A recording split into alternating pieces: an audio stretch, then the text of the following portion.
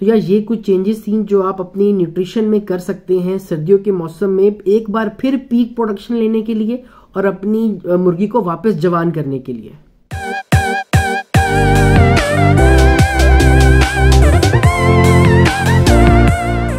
अस्सलाम वालेकुम दोस्तों, कैसे हैं आप सब। उम्मीद करता हूं आप सब खैरियत से होंगे, सेफ होंगे, हेल्दी होंगे। तो वेलकम है जी एक ब्रांड न्यू वीडियो में।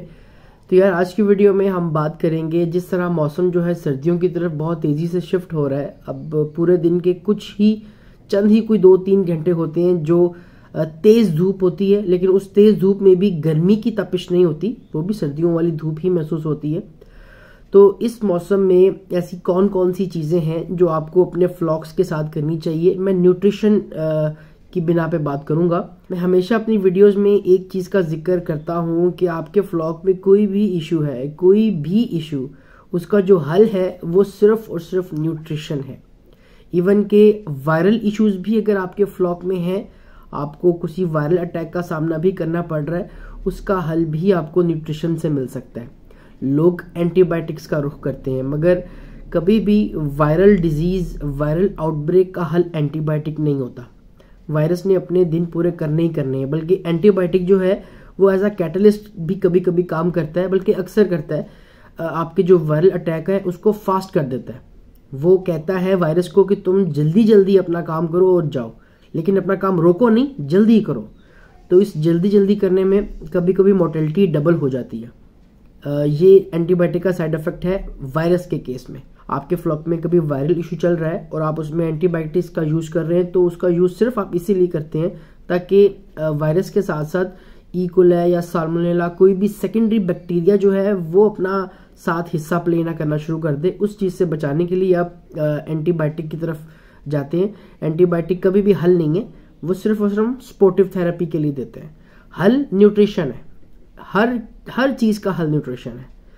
आपके फ्लॉक में 70 to 80% चीजें जो है वो न्यूट्रिशन बेस्ड है। बाकी जो 20 से 25 चीज है वो आपकी मैनेजमेंट है। दवाइयां नहीं है, मेडिसिन नहीं है, मैनेजमेंट है। बात करते हैं इस वीडियो में कि सर्दियों के मौसम में न्यूट्रिशन में आपको क्या क्या चेंज करनी चाहिए अपने फ्लॉक को मजीद हेल्दी रखने के लिए और उससे मैक्सिमम प्रोडक्टिबिलिटी लेने के लिए, उससे रिजल्ट भी अच्छा ले लें और उसकी हेल्थ भी मेंटेन रहे। ऐसे क्या क्या चेंजेस करनी चाहिए। अच्छा यार, बहुत से जो फार्मर्स हैं उनका ये एक कॉन्सेप्ट है, जैसी सर्दियां शुरू होती हैं कि बस फीड में तेल का एडिशन कर दो, ऑयल डाल दो। अब मुझे ये चीज़ समझ नहीं आती कि फार्मर्स के माइंड में क्या है। क्या अंडे ने तल के आना है बॉडी के अंदर से, या जो अंडा जो है वो 30-32 घंटे में नॉर्मली आता है, फीड में तेल डालने से वो अंडा बॉडी के अंदर से स्लिप होके जल्दी बाहर आ जाएगा। समझ नहीं आती तेल का फार्मर्स के माइंड में क्या कॉन्सेप्ट है। असल में जो फीड की चेंज, थोड़ी बहुत न्यूट्रिशन में चेंज करनी होती है, वो एनर्जी इन्हांस करनी होती है। एनर्जी भी क्यों इन्हांस करनी होती है इसकी भी मैं आपको बता देता हूँ डिटेल। जैसी सर्दियों के मौसम में रॉ मटेरियल्स जो हैं वो सीजन के आना शुरू होते हैं। सीजन की मकई आना शुरू होती है, सीजन का चावल आना शुरू होता है। आपको पता है ग्रेन्स में सबसे ज्यादा मकई डलती है। कुछ फार्मर्स जो हैं एक अच्छा पोर्शन नक्कू का भी डालते हैं, राइस टिप्स जिसको कहते हैं, मगर वो कॉस्ट इफेक्टिव नहीं बैठता। ज़्यादातर फार्मर जो है ग्रेन्स में से 100% कॉर्न का ही यूज करते हैं। अब जो सर्दियों की कॉर्न है उसका मॉइस्चर लेवल स्लाइटली ज़्यादा ही होता है। अगर गर्मियों की मकई का आप मॉइस्चर लेवल 11-12% तक वो पसंद करते हैं फीड में डालना, तो सर्दियों की मकई का जो मॉइस्चर है ये 15, 16, 17, 18% तक जाता है। ठीक है, यानी 4-5% की वेरिएशन रहती है। जो ताज़ा मकई है, जो कट के अभी मंडी में नहीं जाती, जो कटी होती है, जो हार्वेस्ट होती है, उसका मॉइस्चर तो 20-22 तक भी होता है, मगर क्योंकि वो कुछ दिन सुखाते हैं, उसको धूप लगवाते हैं, उसके बाद जब वो मार्केट में आती है तब उसका मॉइस्चर जो है वो 15, 16, 17 तक जाता है। अब इस 15, 16, 17% की ये जो मकई है, इसकी एनर्जी में बहुत ज़्यादा फर्क आता है। फॉर्मूला तो आपका सेम है। अगर आपके सेम फार्मूले में सिर्फ मकई को, सीजन वाली मकई को रिप्लेस कर लिया जाए, तो एनर्जी में, टोटल फार्मूले की एनर्जी में 100-120 किलो कैलोरीज का फर्क पड़ जाता है।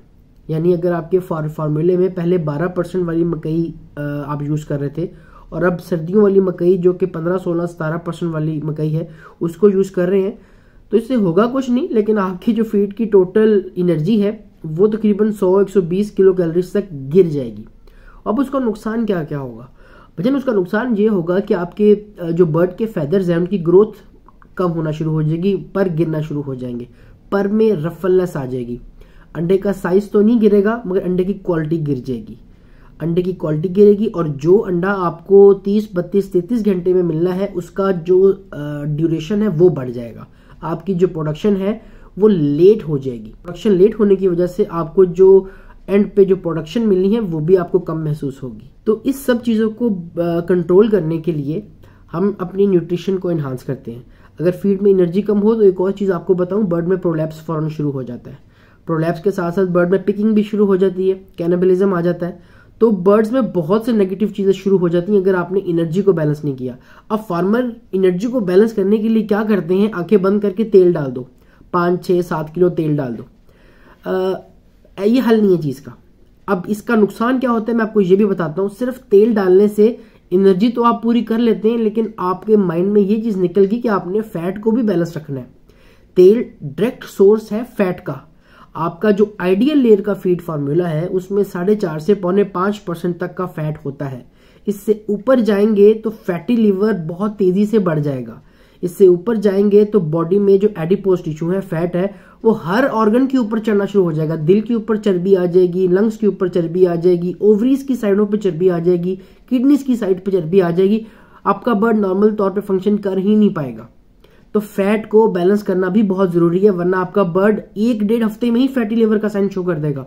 और एक बार अगर फैटी लिवर आ जाए तो उसको हल करना, उसको रिजॉल्व करना बहुत मुश्किल होता है। हो जाता है मगर टाइम लगता है। टाइम में पैसा भी बर्बाद, टाइम भी बर्बाद और सीजन भी बर्बाद। तो इस चीज को लाजमी मद्देनजर रखें कि तेल बढ़ाना सोल्यूशन नहीं है। सोल्यूशन है फीड को सेट करना। उसकी जो एनर्जी का लॉस हो रहा है, रॉ मटेरियल का मॉइस्चर लेवल इंक्रीज होने की वजह से, वो आपने फार्मूला सेट करना है। उसमें एनर्जी आपने फार्मूले में एडजस्ट करनी है। तेल डालना सोल्यूशन नहीं है। कभी कभी ऐसा भी होता है बाज़-औक़ात कि तेल डाले बगैर भी आप एनर्जी को पूरा कर लेते हो रॉ मटेरियल्स में से। तो साइंस जो है वो एनर्जी को पूरा करना है। एनर्जी के चक्कर में फैट को इंक्रीज करना हल नहीं है, वो मजीद नुकसान की तरफ जाएगा।